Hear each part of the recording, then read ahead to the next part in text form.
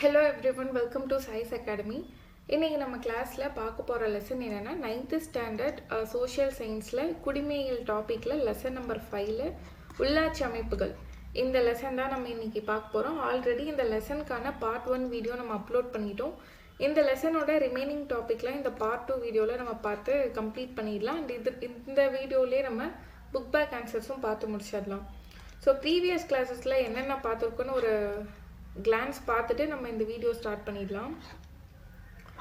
So நம்ம பார்த்தோன்னா உள்ளாட்சி அமைப்போட வரலாற்று பின்னணி பார்த்துருப்போம். அந்த காலத்தில் சோழர்கள் காலத்தில் எப்படி இருந்தது, அதற்கு அப்புறமா நம்ம இண்டிபெண்டன்ஸ்க்கு முன்னாடி எப்படி அதை மீட்டு கொண்டு வந்தாங்க, ரிப்பன் பிரபு மூலியமாக கொண்டு வந்திருப்பாங்க. அதுக்கப்புறம் விடுதலைக்கு பிறகு சில 2 திட்டம் மூலியமாக அடித்தளமாகி பஞ்சாயத்து ராஜை பற்றி இனிஷியேட் பண்ணியிருப்பாங்க. அதுக்கப்புறமா 73rd 74th கான்ஸ்டிடியூஷனல் அமெண்ட்மெண்ட் 1992 அடிப்படையில் சில ஸ்டேட்மெண்ட்ஸ் கொடுத்து அந்த ஃபியூச்சர் அடிப்படையில் கொண்டு வந்திருப்பாங்க. பஞ்சாயத்து ராஜ் சிஸ்டமையும் முனிசிபாலிட்டியும் அந்த 73rd 74th கான்ஸ்டிடியூஷனல் அமெண்ட்மெண்ட் மூலியமாக கொண்டு வந்திருப்பாங்க. அண்ட் அதற்கு பின்னாடி 4 குழுக்கள் இருந்திருக்கும். இதுதான் மோஸ்ட் இம்பார்ட்டன்ட். நம்ம லாஸ்ட் கிளாஸ்லேயே பார்த்துருப்போம் இல்லையா, இந்த 4 குழுக்கள் என்னென்ன சொன்னாங்கன்றதை பார்த்துட்டு அண்ட் தமிழ்நாட்டில் ஸ்பெசிஃபிக்காக பஞ்சாயத்து ராஜ் திட்டம் 1994ல் கொண்டு வந்திருப்பாங்க இல்லையா, அதை பற்றின ஒரு டேட்டாஸுமே நம்ம பார்த்துருப்போம். அண்ட் டைரெக்டாக இந்த உள்ளாட்சி அமைப்பில் கிராம ஊராட்சினா என்ன அப்படின்னு வில்லேஜ் பஞ்சாயத்தோட 3 டயர் கவர்மெண்ட் நம்ம இப்போ பார்க்கணும்.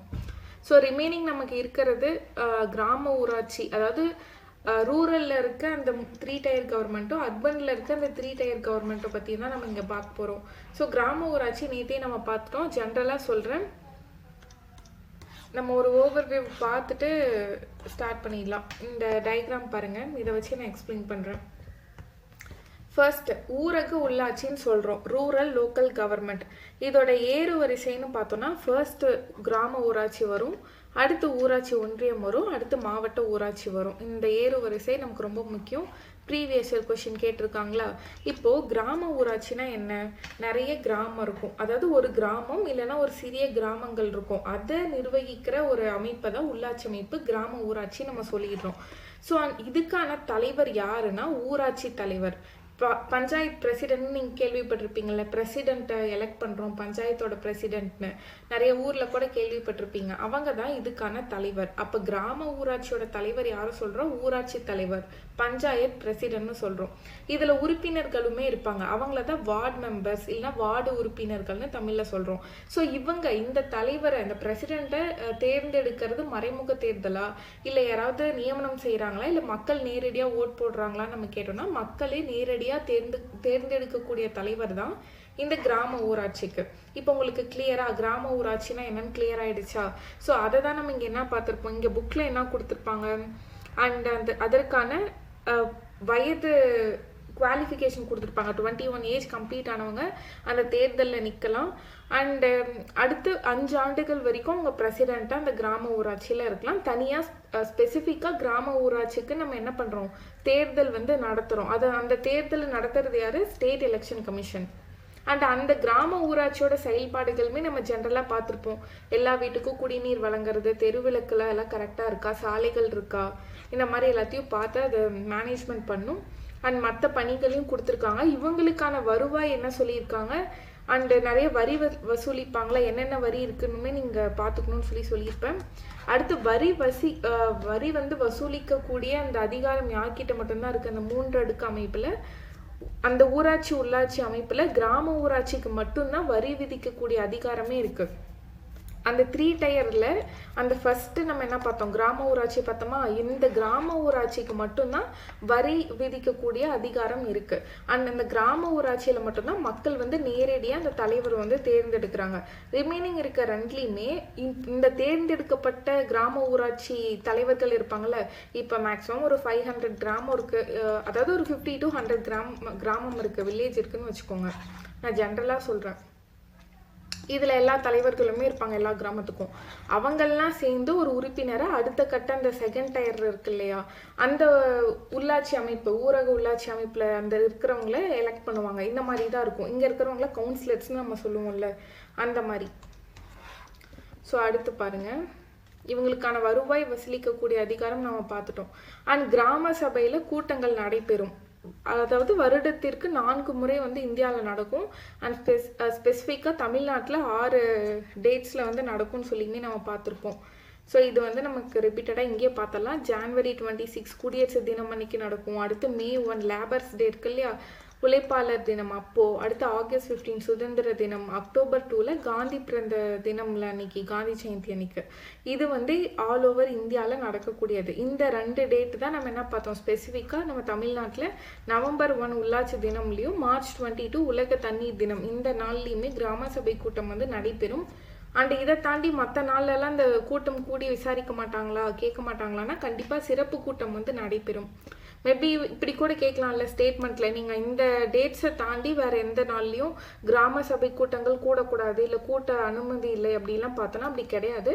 சிறப்பு கூட்டம் வந்து அனுமதி பெற்று பண்ணலாம் கலெக்ட்ரேட் கிட்ட. ஸோ இது வரைக்கும் நம்ம பார்த்தது எல்லாமே ஆல்ரெடி ப்ரீவியஸ் கிளாஸில் பார்த்தது. இன்றைக்கி வந்து ஊராட்சி ஒன்றியம்லேருந்து நம்ம ஸ்டார்ட் பண்ணிடலாமா? ஸோ ஊராட்சி ஒன்றியம், பஞ்சாயத்து யூனியன், அப்படி இல்லைன்னா பிளாக் பஞ்சாயத்துன்னு இங்கிலீஷில் சொல்லுவோம் ஊராட்சி ஒன்றியமுக்கு.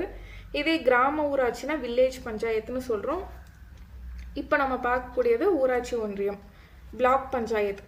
இது வந்து பல கிராம ஊராட்சி இருக்குல்ல, இந்த மாதிரி பல கிராம ஊராட்சிகள் இணைந்தது தான் இந்த ஊராட்சி ஒன்றியம். ஸோ கிளியரா? இதுக்கான தலைவருமே இருக்காங்க, ஒரு சேர்மன் இருக்காங்க. ஊராட்சி ஒன்றிய குழு தலைவர் அப்படின்னு நம்ம இவங்கள சொல்கிறோம். இங்கே இருக்கு பாருங்க, ஊராட்சி ஒன்றிய தலைவர் இல்லை குழு தலைவர், இவங்க தான் சேர்மன். ஓகேங்களா? யாருக்கு? ஊராட்சி ஒன்றியத்துக்கான சேர்மன். அண்ட் இதுலேயுமே யூனியன் வார்டு மெம்பர்ஸ் இருப்பாங்க, அங்கேயுமே உறுப்பினர்கள் இருக்காங்க. பிரசிடெண்ட்டை நம்ம கிராம ஊராட்சியில் எலெக்ட் பண்ணிட்டோம், அது இல்லாமல் வார்டு மெம்பர்ஸ் இருப்பாங்க. அதே மாதிரி ஊராட்சி ஒன்றியமுக்கு சேர்மன் இருக்காங்க, அவங்களுக்கு கீழே வார்டு மெம்பர் இருப்பாங்களே, அவங்கள ஒன்றிய வார்டு மெம்பர்னு சொல்கிறோம்.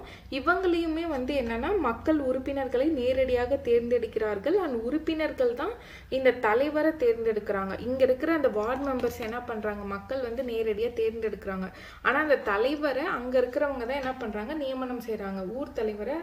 அந்த இப்போ நம்ம எலெக்ட் பண்ண உறுப்பினர்கள்லாம் சேர்ந்து தான் அந்த சேர்மனை எலெக்ட் பண்ணுவாங்க. ஓகேவா? அங்கே நம்ம பிரசிடெண்ட்டே என்ன பண்ணோம், பிரசிடெண்ட் அண்ட் மற்ற வார்டு மெம்பர்ஸும் நம்ம பீப்புளே வந்து ஓட் பண்ணி எலெக்ட் பண்ணுவாங்க. இங்கே வந்து சேர்மனை மற்ற உறுப்பினர்கள்லாம் சேர்ந்து ஒருத்தர் வந்து நீங்கள் சேர்மனாக இருங்க அப்படின்ற மாதிரி சொல்லுவாங்க. அது அவங்க விருப்பப்படி ஒவ்வொருத்தலையும். ஸோ இப்போ ஊராட்சி ஒன்றியம் கிளியரா? பல ஊராட்சிகள் ஒன்றிணைந்து ஊராட்சி ஒன்றியம் உருவாக்கப்படுகின்றது. மக்கள் ஊராட்சி ஒன்றிய உறுப்பினர்களை அதாவது கவுன்சிலர் இங்கே பாருங்க நேரடியாக தேர்ந்தெடுக்கின்றனர். அடுத்து பார்த்தோன்னா உறுப்பினர்கள் தங்களில் ஒருவரை ஊராட்சி ஒன்றிய தலைவராக சேர்மனாக தேர்ந்தெடுக்கிறாங்க. அப்போ இங்கே டைரக்டாக ஊராட்சி ஒன்றிய உறுப்பினர்கள் கவுன்சிலரை யார் தேர்ந்தெடுக்கிறாங்க, மக்களே தேர்ந்தெடுத்துறாங்க. அந்த கவுன்சிலர்ஸ்லாம் சேர்ந்து தான் சேர்மனை தேர்ந்தெடுக்கிறாங்க. இங்கே நான் உங்களுக்கு சொல்லியிருப்பேன்ல, இதில் வந்து கிராம ஊராட்சியில் தான் மக்கள் நேரடியாக வந்து தேர்ந்தெடுப்பாங்கன்னு. அது வந்து அந்த பிரசிடென்ட்க்கு நான் சொல்லியிருப்பேன். மற்ற ஹெட் அந்த சேர்மன்ஸை வந்து அங்கே இருக்க மெம்பர்ஸே தான் தேர்ந்தெடுப்பாங்க. பட் ரிமைனிங் இருக்க அந்த வார்டு மெம்பர், அந்த கவுன்சிலர்ஸ் எல்லாரையும் என்ன பண்ணுவாங்க, மக்கள் தான் தேர்ந்தெடுப்பாங்க. இது மட்டும் கிளியராக இருந்துக்கோங்க. அண்ட் இவங்களுக்கான பணிகளும் அதே மாதிரி தான், குடிநீர் கொடுக்கணும், சாலை பராமரிக்கணும், இதெல்லாம் ஜென்ரல் பார்த்துக்கலாம். அடுத்து நம்ம இங்கே பார்த்தோன்னா யாரெல்லாம் இந்த மேற்பார்வையிடுறதுக்கான அதிகாரம் பெற்றுள்ளன்னு இங்கே கொடுத்துருக்காங்க. மாவட்ட ஆட்சித்தலைவர் ஐஏஎஸ்க்கும் அண்ட் திட்ட அலுவலர் அண்ட் சம்மந்தப்பட்ட அந்த வட்டார வளர்ச்சி அலுவலர் ஆர்டிஓ அவங்கெல்லாம். ஸோ இவங்க எல்லாருமே வந்து ஊராட்சி ஒன்றியம்லாம் கரெக்டாக இருக்குது, அவங்க வளர்ச்சி மேற்கொள்கிறாங்களா, பீப்புளுக்கு வந்து அவங்களோட பணிகள் செய்கிறாங்களான்னு இந்த அதாவது இன்ஸ்பெக்ஷன் போகிறதுக்கான அதிகாரம் இவங்க 3 பேருக்குமே இருக்குது. இது வேணால் ஆட் ஒன் அவுட்டில் கேட்பாங்க, இதை மார்க் பண்ணி வச்சுக்கோங்க. யாருக்கு வந்து ஊராட்சி ஒன்றியத்தோட வளர்ச்சி பணிகளை மேற்பார்வையிடும் அதிகாரம் இருக்கு, மாவட்ட ஆட்சித்தலைவர், திட்ட அலுவலர், அதுக்கப்புறம் அந்த ஊராட்சி ஒன்றியத்துக்கு சம்பந்தப்பட்ட வட்டார வளர்ச்சி அலுவலர், இந்த 3 மெம்பர்ஸ்க்கும். ஸோ அடுத்து மாவட்ட ஊராட்சி பார்க்கலாமா? ஸோ இதுதான் வந்து லாஸ்ட் டயர் அண்டு எல்லாத்தையும் கம்பைன் பண்ணதான் இருக்கும். மாவட்ட ஊராட்சி டிஸ்ட்ரிக்ட் பஞ்சாயத்துன்னு சொல்கிறோம். ஸோ இதில் நம்ம பார்த்தோன்னா இதுக்கு மட்டும்தான் மக்களோட பாப்புலேஷன் கொடுத்துருக்காங்க. 50,000 மக்கள் தொகை கொண்ட ஒரு அந்த ஏரியா பீப்புள், அந்த ஏரியா மாவட்டத்தை என்ன பண்ணுறோம், மாவட்ட ஊராட்சி அப்படின்னு வந்து நம்ம அமைக்கிறோம். மற்ற ரிமைனிங் இருக்க ஊராட்சி ஒன்றியமுக்கோ இல்லை கிராம ஊராட்சிக்கோ இந்த மாதிரி ஒரு ஸ்பெசிஃபிக் குவாலிஃபிகேஷன்லாம் கொடுக்கல. ஸோ அதை பற்றி நம்ம பார்த்தோன்னா 50,000 மக்கள் தொகை அடிப்படையில் மாவட்டம் வந்து பல பகுதிகளை பிரிச்சுட்டு அதை வந்து என்ன சொல்கிறோம், மாவட்ட பஞ்சாயத்து, டிஸ்ட்ரிக்ட் பஞ்சாயத்து, மாவட்ட ஊராட்சி அப்படின்னு பிரிச்சிடுறோம். அண்ட் இதில் பாதி உறுப்பினர்கள் வந்து மக்களும் தேர்ந்தெடுக்கிறாங்க, மீதி கொஞ்சம் பேரை வந்து என்ன பண்ணுறாங்க, நியமனம் செய்கிறாங்க. அண்ட் இவங்க இந்த இதில் தேர்ந்தெடுக்கப்பட்ட உறுப்பினர்கள் வந்து என்ன பண்ணியிருக்காங்க, அங்கே இருக்க சேர்மனை வந்து அவங்களே தேர்ந்தெடுக்கிறாங்க. நம்ம முன்ன பார்த்த மாதிரி கிராம பஞ்சாயத்துக்கு பிரசிடென்ட்டை மட்டும், அதுக்கான தலைவரை மட்டும்தான் மக்கள் நேரடியாக பிரசிடென்ட் அப்படின்ற ஒரு போஸ்ட்டுக்கு எலெக்ட் பண்ணியிருக்காங்க. பிரசிடென்ட்னா நீங்கள் அந்த பிரசிடென்ட் போயிடாதீங்க, யூனியன் எக்ஸிக்யூட்டிவ்க்கு. நம்ம இங்கே லோக்கல் கவர்மெண்ட்டில் பார்த்துருக்கக்கூடிய அந்த வில்லேஜ் பஞ்சாயத்துக்கான பிரசிடென்ட்டை மட்டும் தான் எலெக்ட் பண்ணுறாங்க. ஏன் இந்த அளவுக்கு நான் ரிப்பீட்டடாக சொல்கிறேன்னா, எங்கே நீங்கள் தப்பு பண்ணுவீங்கன்னா கரெக்டாக யாரை எலெக்ட் பண்ணுறாங்கன்னு தெரியாது, எதை வந்து நம்ம நியமனம் செஞ்சுருக்கோம் அப்படின்றதையுமே நமக்கு கன்ஃபியூஸ் ஆகிட்டோன்னா, மேபி இதெல்லாம் ஸ்டேட்மெண்ட்டில் வச்சுட்டாங்கன்னு வச்சுக்கோங்களேன். ஆல்ரெடி நமக்கு ஸ்கூல் புக்லேருந்து இந்த முறை கண்டிப்பாக அதுலேருந்து மேக்ஸிமம் கொஷின்ஸ் வரும். இதை ட்விஸ்ட் பண்ணி நம்ம கேட்டாங்கன்னா நம்ம அதில் தப்பு பண்ணிட்டு வந்துடக்கூடாது. ஸோ அடுத்து நம்ம பார்த்தோன்னா இதில் என்ன பார்த்தோம், கிராம பஞ்சாயத்து மட்டும் தான் பிரசிடென்ட்டை எலெக்ட் பண்ணுறோம். இது மட்டும் ஞாபகம் வச்சுக்கோங்க. மற்ற 2 வில்லேஜ் பஞ்சாயத்தில் இருக்க 2 டயருக்குமே அந்த கவுன்சிலர், அதாவது கவுன்சிலர் இல்லை, சேர்மன், 2 சேர்மனுமே மற்ற உறுப்பினர்கள் தான் தேர்ந்தெடுக்கிறாங்க. ஓகேங்களா, மக்கள் தேர்ந்தெடுக்கல, மற்ற உறுப்பினர்கள் தான் தேர்ந்தெடுக்கிறாங்க. ஆனால் அந்த உறுப்பினர்களை மக்கள் தான் தேர்ந்தெடுக்கிறாங்க. இது மட்டும் கிளியராக இருந்துக்கணும். கவுன்சிலரையும் மக்கள் தான் தேர்ந்தெடுக்கிறாங்க. ஆனால் அவங்க எங்கே வராங்க, இந்த இடத்துல பாருங்க, ஊராட்சி ஒன்றியம்ல தான் கவுன்சிலர் வருவாங்க. ஸோ இவங்களுக்கான பணிகளும் தெரிஞ்சதுதான். ஜென்ரலாக இங்கே பார்த்தோன்னா கிராம ஊராட்சி மற்றும் ஊராட்சி ஒன்றியம் இந்த 2 வளர்ச்சி திட்டங்களையும் குறித்து அரசுக்கு தெரிவிக்கணும். இதெல்லாம் 2 பேர் கரெக்டாக இருக்காங்களா, அவங்க வேலையை பார்க்குறாங்களான்னு சொல்லி மேற்பார்வையிடுறது இவங்க தான். ஓகே, இவங்களோட அடுத்த ஒரு செக்ஷன் பார்த்தோன்னா மாவட்ட திட்ட ஆணையத்தினோட பணிகளோட மேற்பார்வையிடுறது இவங்களோட வேலை தான் வருது இந்த மாவட்ட ஊராட்சிக்கு. அடுத்து நம்ம பார்த்தோம்னா நகர்ப்புற உள்ளாட்சி. ஸோ இது வரைக்கும் நம்ம பார்த்தது வில்லேஜ் சைடில் ரூரல் லோக்கல் கவர்மெண்ட் பார்த்தோம். இப்போ வந்து அர்பன் லோக்கல் கவர்மெண்ட், நகர்ப்புற உள்ளாட்சி பார்க்குறோம். இதுலேயுமே 3 செக்ஷன் கொடுத்துருக்காங்களா, பேரூராட்சி, நகராட்சி, மாநகராட்சி. இப்போ பேரூராட்சினா நம்ம என்ன சொல்லுவோம், டவுன் பஞ்சாயத்துன்னு சொல்லுவோம். இது வந்து கிராமத்துல இருந்து நகரமா வளர்ந்து வரும் சிறிய ஒரு நகர பகுதிகள் இருக்குல்ல, டவுன், கிராமமும் இருக்கும் வில்லேஜ் மாதிரியும் இருக்கும். ஆனா அந்த வில்லேஜ்ல இருந்து எவால்வ் ஆகி ஒரு சிட்டி மாதிரி டெவலப் ஆகுவாங்க.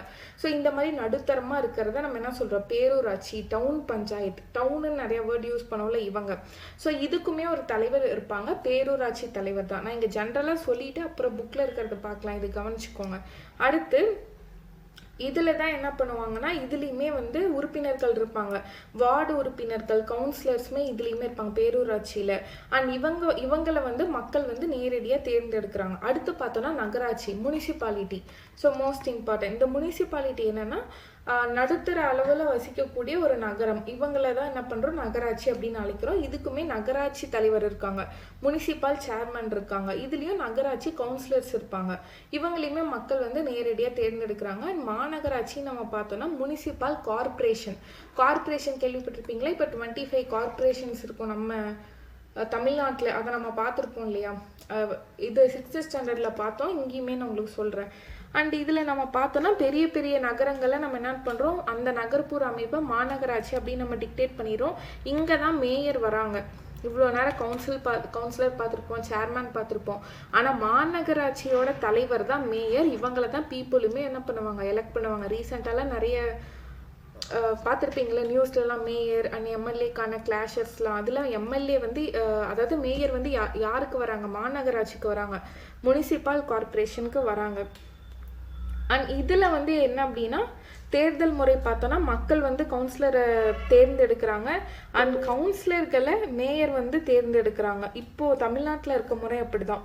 கவுன்சிலர்ஸ்லாம் இருக்காங்களா, கவுன்சிலர்ஸ் எல்லாருமே வந்துட்டு மக்கள் தேர்ந்தெடுக்கிறாங்க. இந்த மேயரை தான் வந்துட்டு இந்த கவுன்சிலர்ஸ்லாம் சேர்ந்து தேர்ந்தெடுக்கிறாங்க. நான் சொல்கிறத மட்டும் நல்லா கவனமாக கவனிச்சுக்கோங்க. இப்போது லோக்கல் கவர்மெண்ட் இருக்குது, உள்ளாட்சி அமைப்பு இருக்குது. உள்ளாட்சி அமைப்பு எது இதில் இருக்குது, வில்லேஜ் சைடு, ரூரலில் இருக்குது. அடுத்து அர்பன் சைடு, நகர்ப்புற உள்ளாட்சின்னு இருக்குது. இப்போது நம்ம என்ன பார்த்துட்ருக்கோம், இதனுடைய உறுப்பினர்கள் கன்ஃபியூஸாக இருக்குதுன்னு வச்சுக்கோங்க. இப்போது ஃபர்ஸ்ட் இதில் நம்ம பார்க்க போகிறது கிராம ஊராட்சி. கிராம ஊராட்சியில் யார் யாரெல்லாம் வருவாங்க? கிராம ஊராட்சிக்கு பிரசிடென்ட்டு தான் இருக்காங்க, இவங்க தான் தலைவர். இதில் நிறைய வார்டு உறுப்பினர்கள் இருக்காங்க. இப்போ இந்த பிரசிடென்ட்டையும் மக்கள் தான் நேரடியாக தேர்வு செய்கிறாங்க. அதாவது கிராம ஊராட்சி தலைவர், பஞ்சாயத்து பிரசிடென்ட்னு சொல்கிறோம், இவங்களை மக்கள் தான் நேரடியாக தேர்ந்தெடுக்கிறாங்க. இதுவே அந்த கிராம ஊராட்சியிலேயே வார்டு உறுப்பினர்கள் இருக்காங்க, இவங்களையும் என்னதான் பண்ணுறாங்க, மக்கள் தான் நேரடியாக தேர்ந்தெடுக்கிறாங்க. இது கிளியரா? கிராம ஊராட்சி கிளியரா? இப்போ ஊராட்சி ஒன்றியம்க்கு வாங்க. ஊராட்சி ஒன்றியம்ல சேர்மேன்னு சொல்கிறோம், பிரசிடென்ட்னு சொல்ல மாட்டோம், சேர்மேன்னு சொல்கிறோம். இதுலேயும் வார்டு உறுப்பினர்கள் இருக்காங்க. ஆனால் இந்த சேர்மேனை நம்ம மக்கள் வந்து நேரடியாக தேர்ந்தெடுக்க மாட்டாங்க. ஆனால் வார்டு உறுப்பினர்களை மக்கள் வந்து நேரடியாக தேர்ந்தெடுப்பாங்க.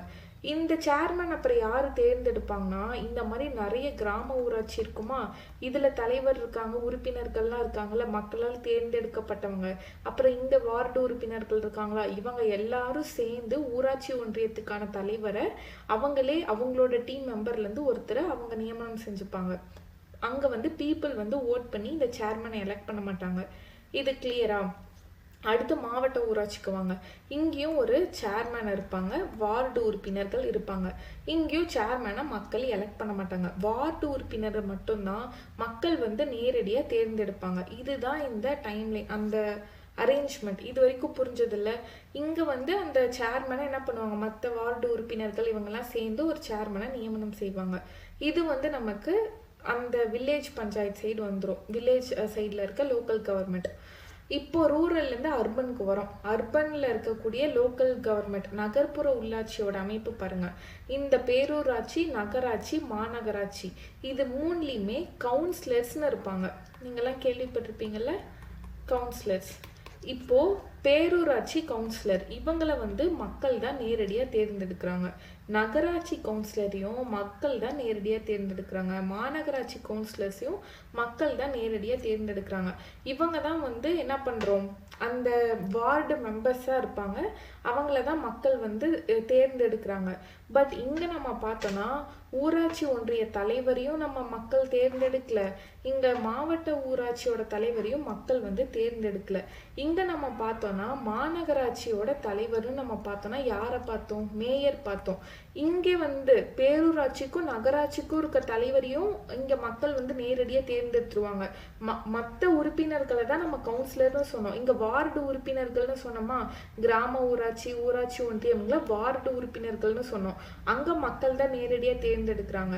இங்கே வார்டு உறுப்பினர்கள்னு நகர்ப்புறத்தில் சொல்ல மாட்டோம், கவுன்சிலர்ஸ்னு சொல்லுவோம். அவங்களையும் மக்கள் தான் நேரடியாக தேர்ந்தெடுக்கிறாங்க. பேரூராட்சி நகராட்சியோட தலைவரையும் அங்கே மக்கள் தான் தேர்ந்தெடுக்கிறாங்க. ஆனால் மாநகராட்சிக்கு தான் மேயர்னு வருவாங்க. தலைவர் யார்? மாநகராட்சிக்கு மேயர். மேயரை வந்து மக்கள் வந்து நேரடியாக தேர்ந்தெடுக்க மாட்டாங்க. இந்த கவுன்சிலர்ஸ்லாம் இருக்காங்கல்ல, இந்த கவுன்சிலர்ஸ்லாம் சேர்ந்து மேயரை வந்து அவங்களோட எலெக்ட் பண்ணி, அதாவது அவங்க வந்து நியமனம் செஞ்சுப்பாங்க.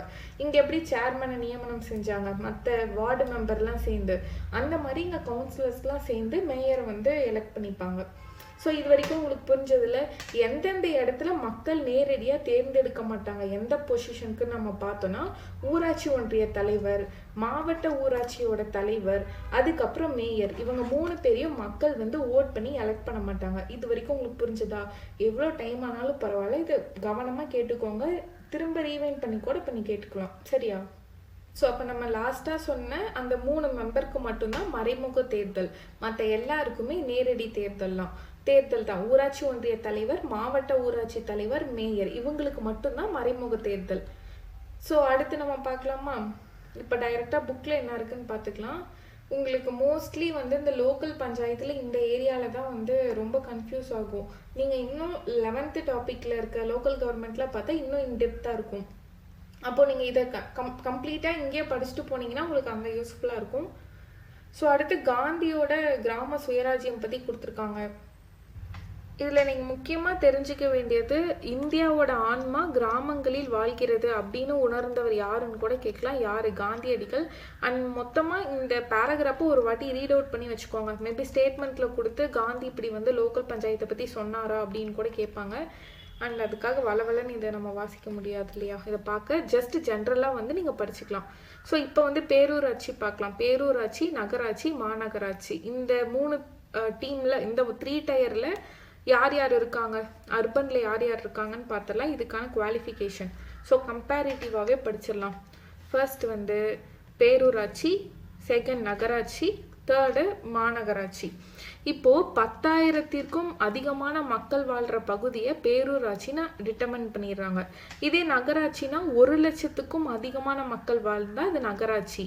இதே மாநகராட்சினா பல லட்சங்கள், 10 லட்சம் கிடையாது, பல லட்சம் கொண்ட மக்கள் தொகை கொண்ட ஒரு நகர்பகுதியை மாநகராட்சின்னு அழைச்சிடுறோம். ஸோ இந்த 3 கம்பேரிசன் பார்த்துட்டீங்க. அடுத்து பாருங்கள், மக்களால் நேரடியாக தேர்ந்தெடுக்கப்படுகின்றனர்.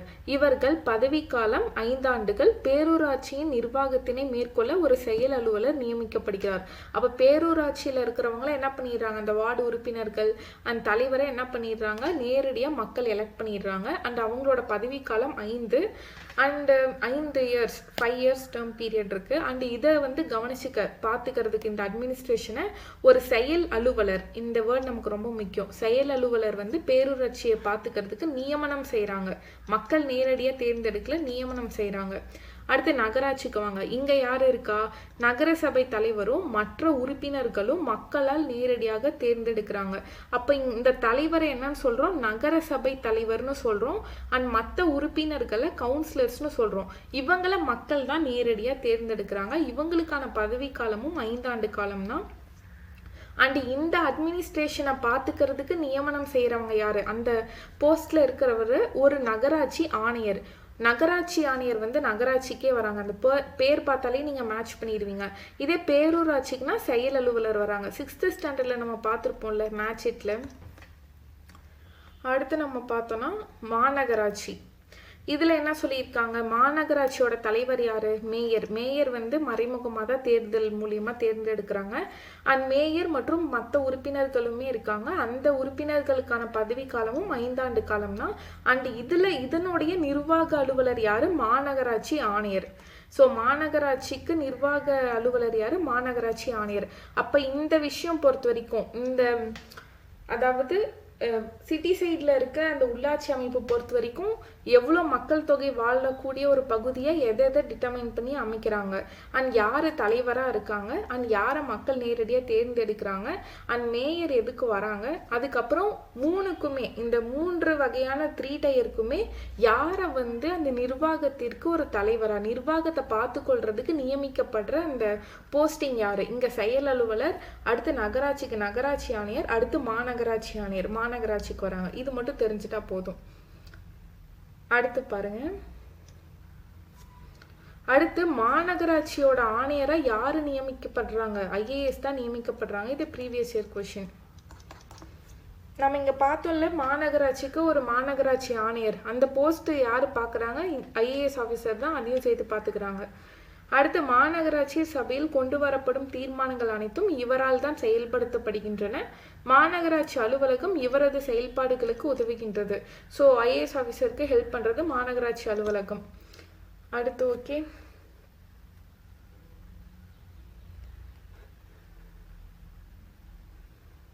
அடுத்து இவங்களுக்கான முக்கிய பணிகள் கொடுத்துருக்காங்க. இந்த நகர்ப்புற பஞ்சாயத்துக்களுக்கான பணிகளும் கொடுத்துருக்காங்க. அண்ட் தமிழ்நாட்டில் உள்ளாட்சி அமைப்புகளுக்கான தேர்தல்கள் பற்றி கொடுத்துருக்காங்க பாருங்க. உள்ளாட்சி அமைப்புகளின் தேர்தல்களை பொது தேர்தல்கள் போன்றே, அதாவது நம்ம ஸ்டேட்ல இப்போ நடந்துச்சு இல்லையா லாஸ்ட்டாக state election, state legislative assembly election, அந்த மாதிரி அமைப்புகள் தான், அதே மாதிரி தேர்தல் தான் உள்ளாட்சி அமைப்பு லோக்கல் கவர்மெண்ட்டுக்கும் நடத்துகிறாங்க. அது நடத்துறது யார், ஸ்டேட் எலெக்ஷன் கமிஷன், மாநில தேர்தல் ஆணையம். இது வந்து 1 வேர்ட், இதையும் பார்த்து வச்சுக்கலாம். அடுத்து வாக்காளர் பட்டியல் பகுதி வாரியாக தயாரிக்கப்படுகின்றது. பட்டியல் இனத்தவர், பழங்குடியினர் மற்றும் பெண்கள் ஆகியோருக்கு சுழற்சி முறையில் மக்கள் தொகை விகிதாச்சார அடிப்படையில் இடஒதுக்கீடு செய்யப்படுகின்றது. ஸோ அந்த 73rd அண்ட் 74th அமெண்ட்மெண்ட்டோட அந்த ரெக்கமெண்டேஷன் மூலியமாக கொடுத்துருக்க அதே ஃபியூச்சர்ஸ் வந்து ஒவ்வொரு முறையும் எலெக்ஷன் அப்போ ஸ்பெசிஃபிக்காக யூஸ் பண்ணிக்கிறாங்க. அந்த இடஒதுக்கீடு சொல்கிறேன். ஸோ அடுத்து எதிர்கொள்ளும் சவால்கள் கொடுத்துருக்காங்க. ஸோ அது வேணால் நம்ம மீட் பண்ணிடலாம். அடுத்து நம்ம பார்த்தோன்னா இங்கே ஒரு பாக்ஸ் கண்டென்ட் இருக்குது. இந்த பாக்ஸ் கண்டென்ட் முடிச்சுட்டா நம்ம இந்த புக் பேக் பார்த்துட்டு கிளாஸ் மைண்ட் அப் பண்ணிக்கலாம். ஸோ நகராட்சி தலைவராக பெரியார். ஸோ அப்போ ஈவிஆர் அவர்கள் வந்து நகராட்சி தலைவராக பார்ட்டிசிபேட் பண்ணி அதில் எலெக்ட் ஆகியிருந்திருக்காரு. ஸோ 1917 1917ஆம் ஆண்டில் பல ஆண்டுகள் ஈரோடு நகராட்சியின் பெருந்தலைவராக பதவி வகித்தார். எந்த டிஸ்ட்ரிக்ட் சொல்லியிருக்காங்க? ஈரோடு நகராட்சியோட பெருந்தலைவர்னு சொல்லியிருக்காங்க. அவரோட பதவி காலத்தில் ஈரோடு நகராட்சி மக்களுக்கு முறையான குடிநீர் வசதி, சுகாதார வசதிகள் இது எல்லாத்தையும் ஏற்பாடு பண்ணி கொடுத்துருக்காங்க. 1919 குடிநீர் விநியோக முறையினை பெரியார் தான் வந்து செயல்படுத்தியிருக்காங்கன்னு சொல்கிறாங்க. ஸோ ஓகே, இது வரைக்கும் நமக்கு இந்த லெசனுக்கான டாபிக் முடிஞ்சது. இதுலேருந்து நம்ம ஒரு ஃபைனல் ஒரு சம்மரைஸ் மட்டும் பார்த்துடலாமா? உள்ளாட்சி அமைப்புகள் சமூகத்தின் அடிமட்ட அளவிலிருந்து செயல்படுகின்றன சொல்லியிருக்காங்க. ஓகே, அடுத்து ரிப்பன் பிரபு தான் உள்ளாட்சி அமைப்புகளோட தந்தைன்னு நம்ம சொல்கிறோம், இது பார்த்தது தான். அடுத்து சோழர் காலத்தில் கிராம நிர்வாக குழு, அதாவது அந்த குடவோலை முறை வந்து தேர்ந்தெடுத்து யூஸ் பண்ணியிருக்காங்க. எந்த காலத்தில்? சோழர் காலத்தில் குடவோலை முறை. அடுத்து பாருங்கள், ஃபாஸ்ட்டாக மூவ் ஆகணும். 1994 தான் முதல் முறையாக தமிழ்நாட்டில் ஒரு புதிய பஞ்சாயத்து ராஜ் அமைப்பு வந்து வந்திருக்கு. ஸ்டார்டிங்கில் 73rd 74th மூலிமா இந்தியாவில் வந்துருச்சு அந்த 1992. தமிழ்நாட்டில் 1994 தான் வந்திருக்கு, 2 years later. அடுத்து கிராம ஊராட்சி என்பது கிராமங்களோட உள்ளாட்சி, பல கிராமங்களோட உள்ளாட்சி. அடுத்து நம்ம பார்த்தோன்னா கிராம சபை கூட்டங்கள் வந்து ஆண்டுக்கு 6 முறை நடக்குதுன்னு சொல்லியிருக்காங்க. அந்த 6 டேட் வந்து பார்த்து ஞாபகம் வச்சுக்கோங்க. அடுத்து ஊராட்சி ஒன்றியங்கள்னா பல கிராம ஊராட்சிகள் ஒன்றிணைந்தால் ஊராட்சி ஒன்றியம்னு சொல்லிடுவோம். மாவட்ட ஊராட்சினா ஒவ்வொரு மாவட்டத்திலையும் கண்டிப்பாக வந்து உருவாக்கியிருப்பாங்க. அடுத்து நம்ம சிட்டி சைட் பார்த்தோன்னா பேரூராட்சி, நகராட்சி, மாநகராட்சி நம்ம சொல்கிறோம். அடுத்து மாநகராட்சியோட தலைவர் வந்து மேயர்னு சொல்கிறோம். ஓகேங்களா? உள்ளாட்சி அமைப்புகளுக்கான தேர்தல் நடத்துறது மாநில தேர்தல் ஆணையம். இது அப்படியே மெமரி பண்ணியிருக்கணும். இந்த லெசன் வந்து ரொம்ப இம்பார்ட்டண்ட். அதுவும் லோக்கல் கவர்மெண்ட்லேயும் இந்த லெசன்லேருந்து கொஷின் வந்துட்டே இருக்கும். ஸோ புக் பேக் சால்வ் பண்ணிடலாமா? ஸோ புக் பேக் ஆன்சர் பண்ணலாமா? ஃபர்ஸ்ட் கொஷின் பாருங்கள். 1985ஆம் ஆண்டு திட்டக்குழு குழுவினால் நிறுவப்பட்ட குழு எதுன்னு கேட்டிருக்காங்க. அப்போ நம்ம ஆன்சர் பண்ணணும். பல்வந்த்ராய் மேத்தா குழு எப்போ நம்ம உருவாக்கணும்? 1957 வந்திருக்கும். அசோக் மேத்தானா 77. இதே GVK ராவ்னா எப்போ வந்துச்சு? 85. அடுத்து நம்ம பார்த்தோம்னா LM சிங்வி தான் 86. அப்போ அவங்க கேட்டிருக்கிறது 85. அப்போ உருவாக்குனது GVK ராவ். ஸோ ரிமைனிங் இருக்கிறதும் நம்ம ஆன்சர் பண்ணிக்கிட்டால் நமக்கு யூஸ்ஃபுல்லாக இருக்கும். அடுத்து செகண்ட் ஒன் பாருங்கள். யாருடைய காலத்தில் இருந்த உள்ளாட்சி அமைப்பு பற்றி உத்திரமேரூர் கல்வெட்டு தெரிவிக்கிறதுன்னு கேட்டிருக்காங்க. ஸோ உத்திரமேரூர் கல்வெட்டு நமக்கு எப்போ கிடைச்சது? சோழர் காலம் வருமா? சோழர் காலத்தில் தான் என்ன பண்ணியிருப்பாங்க, நம்ம உள்ளாட்சி அமைப்புனாலே சோழர் காலம். இதே 73வது மற்றும் 74வது அரசமைப்பு திருத்த சட்டம் வந்து எந்த ஆண்டு நடைமுறைக்கு வந்தது? 1992. அண்ட் 1994 தான் தமிழ்நாட்டில் வந்தது. அடுத்து ஊராட்சிகளின் ஆய்வாளராக செயல்படுகின்றவர் யாரு? மாவட்ட ஆட்சியர். மாவட்ட ஆட்சியர் தான் வந்து ஆய்வாளராக செயல்படுவாங்க. இங்கே வந்து தலைவரோ எதுவும் கேட்கல, ஊராட்சி அமைப்புகளுக்கு அந்த ஆய்வாளராக அது எல்லாமே கரெக்டாக இருக்கான்னு செக் பண்ணி பார்க்கறது IAS தான் வந்து. ஓகேவா? ஸோ அடுத்து பார்த்தோன்னா ஃபிலிப்ஸ்.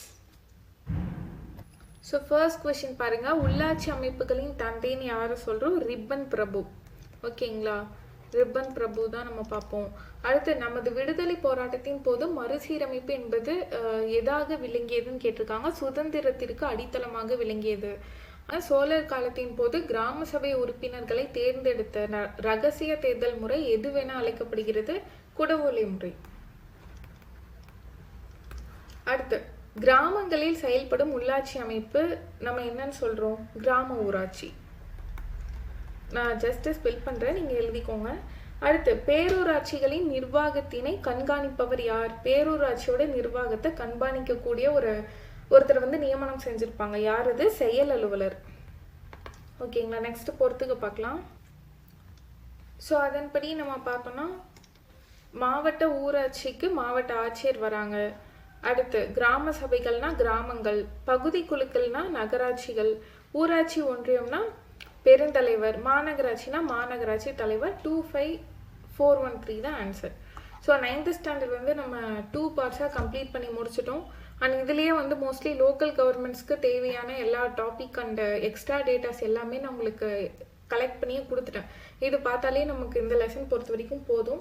ரிமைனிங் இருக்கிறது இதில் இல்லாததை தாண்டி கொஞ்சம் இன்டெப்த்தாக 11th ஸ்டாண்டர்ட்லாம் வந்து அந்த கமிட்டி என்னென்ன ரெக்கமெண்டேஷன் கொடுத்தாங்கன்னு சொல்லி கொடுத்துருப்பாங்க. அதை நம்ம நெக்ஸ்ட் கிளாஸில் பார்க்கலாம். ஸோ கிளாஸ் வைண்ட் அப் பண்ணிக்கலாம். தேங்க்யூ.